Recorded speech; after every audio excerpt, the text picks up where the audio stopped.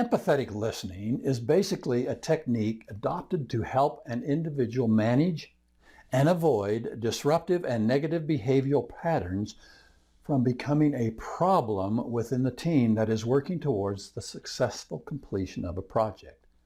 That was a mouthful. This technique can also be used in other circumstances where there is a need to hear and understand all views and thoughts on any particular situation or circumstance.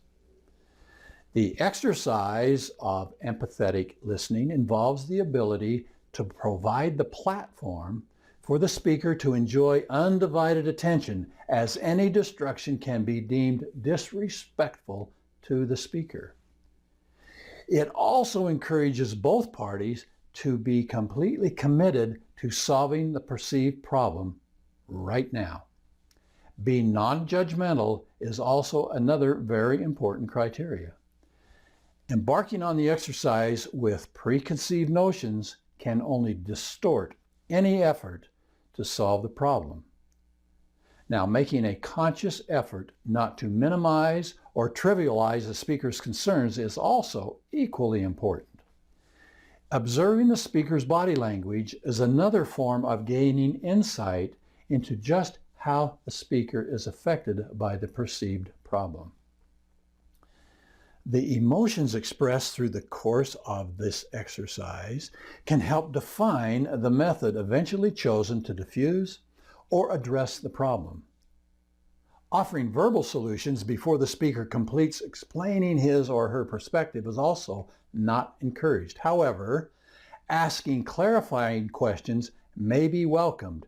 Just wait for the right opportunity to ask your clarifying questions. I emphasize, clarifying questions. Absolutely refrain from framing your questions to cast doubt or to sound challenging. You may also want to wait a day or at least a few hours before giving your reply or your solutions to the problem.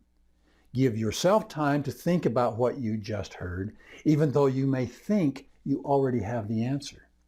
Taking the extra time will sometimes cause you to rethink your response, and it also shows the team member you are taking their concerns seriously enough you needed to think about it. Also, it has been my experience that often the problem was solved by the team member themselves.